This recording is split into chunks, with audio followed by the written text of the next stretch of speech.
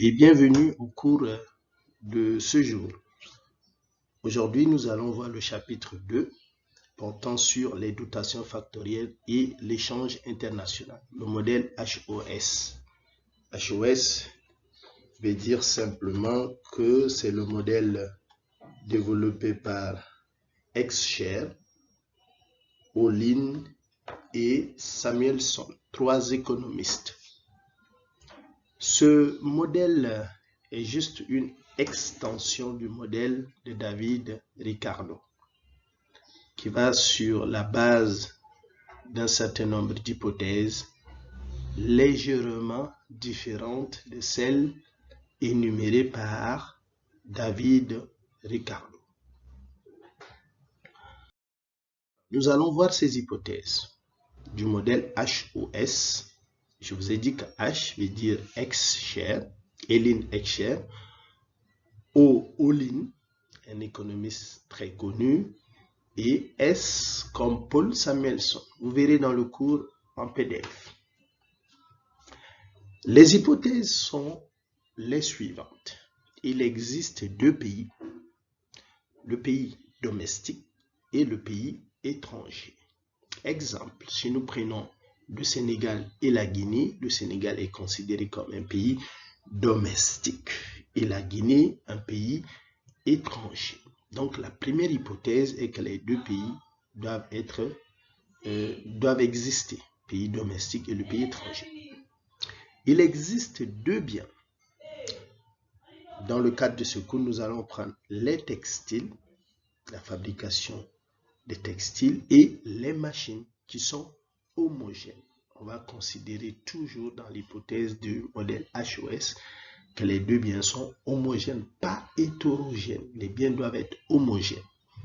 Il existe 2 facteurs de production, le travail et le facteur capital. Contrairement à ce que David Ricardo a dit, David Ricardo a considéré il a considéré un seul facteur de production qui est le facteur travail. Souvenez-vous. On considère que ces 2 facteurs, travail et capital, sont substituables.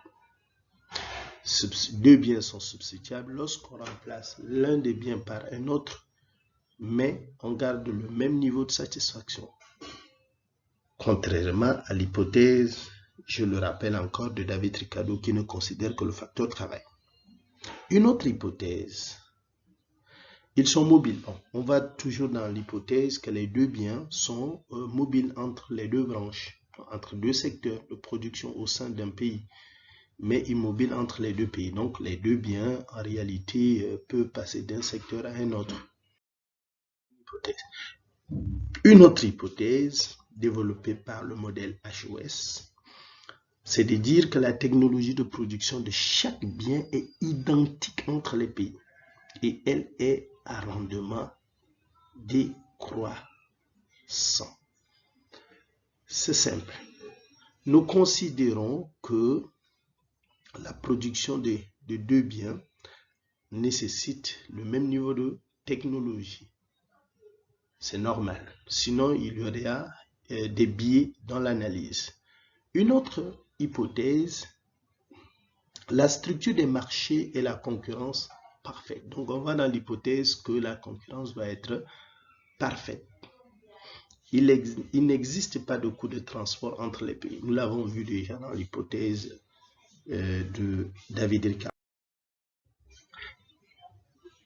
Alors, nous allons donner quelques concepts de base qui sont très importants dans le cadre de ce cours. Il y a tellement de nouveaux concepts qu'il faut faire attention.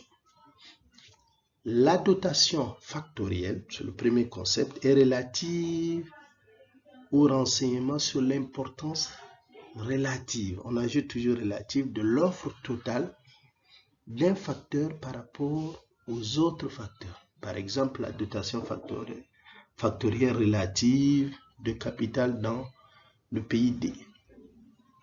Donc, quand on parle de dotation factorielle, c'est en réalité le facteur sur lequel le pays s'est appuyé pour produire son bien.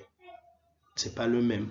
Si vous prenez deux pays, nous l'avons pris domestique et étranger. Le pays domestique peut consacrer sa production en se dotant des facteurs capitaux, alors que le pays E peut faire le contraire, choisir plutôt d'investir dans la main-d'œuvre, c'est-à-dire dans le facteur travail plutôt que dans le facteur capital.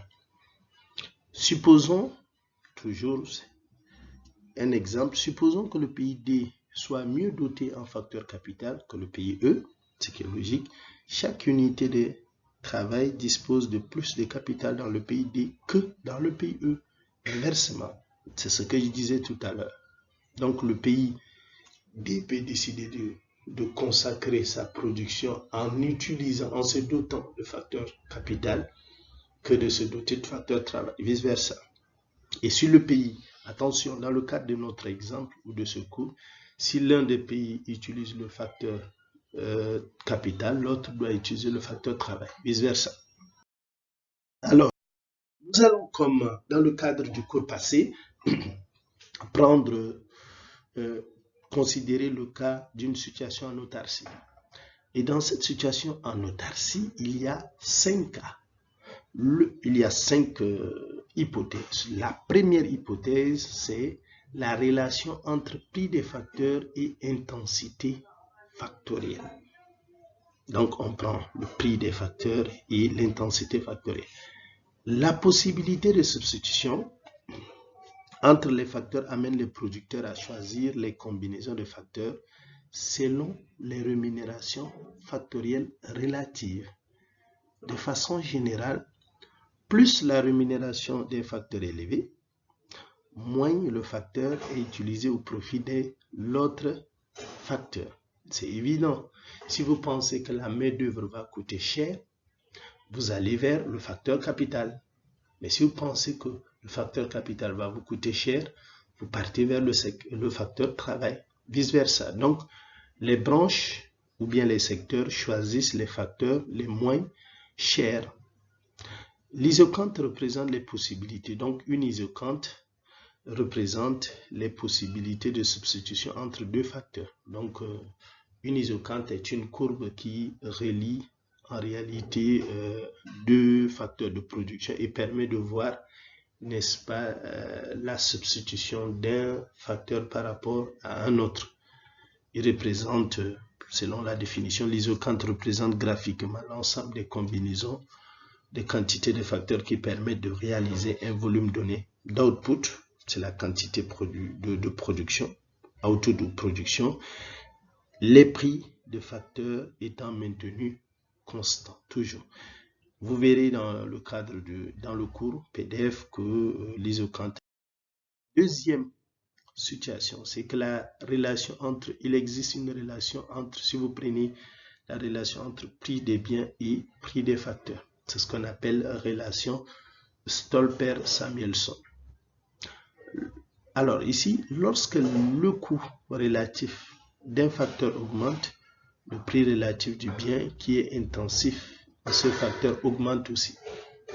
Par exemple, une hausse de salaire relatif entraîne une hausse de prix relatif de bien T qui est intensif en travail. Les producteurs ont donc tendance à répercuter la hausse des coûts des facteurs sur le prix des biens pour éviter les effets négatifs sur leur profit. Donc, si un facteur de production coûte cher, logiquement, cela va impacter sur le niveau de la production, ce qui va amener aussi, n'est-ce pas, les producteurs à augmenter leur charge, puisque leur charge va augmenter, ils vont augmenter le prix de leurs biens sur le marché. C'est une relation qui a été, n'est-ce pas, développée par Stolper et Samuelson.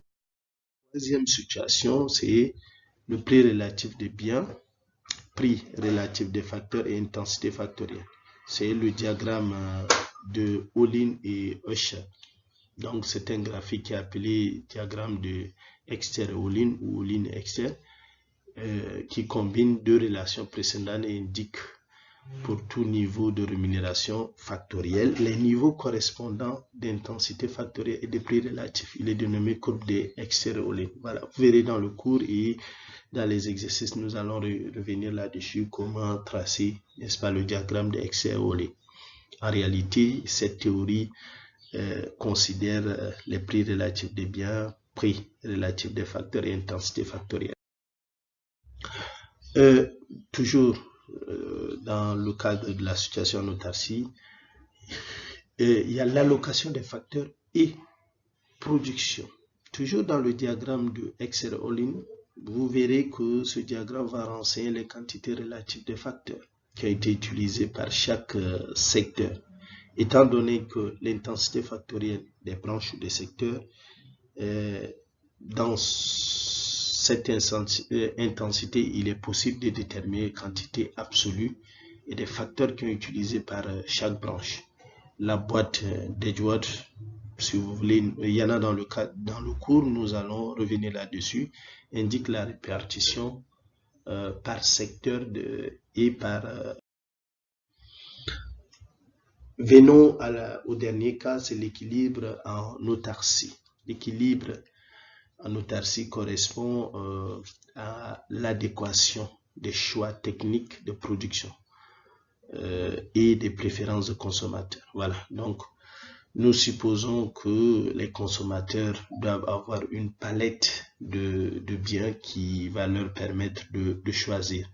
Donc cela, n'est-ce pas, va donner lieu à un certain équilibre qui correspond, n'est-ce pas, au choix de production. Parce que si vous prenez deux biens produits par deux personnes différentes, ça peut ne pas donner le même goût parce que chacun utilise sa manière de produire, sa technologie. Donc, en autarcie, il y a ce qu'on appelle, c'est dans ce sens qu'on parle d'équilibre en autarcie. On va aussi essayer de tracer un peu, de tracer une courbe qu'on va appeler courbe de transformation ou d'indifférence qui permet de voir l'égalité entre le prix relatif et, n'est-ce pas, un peu le prix absolu.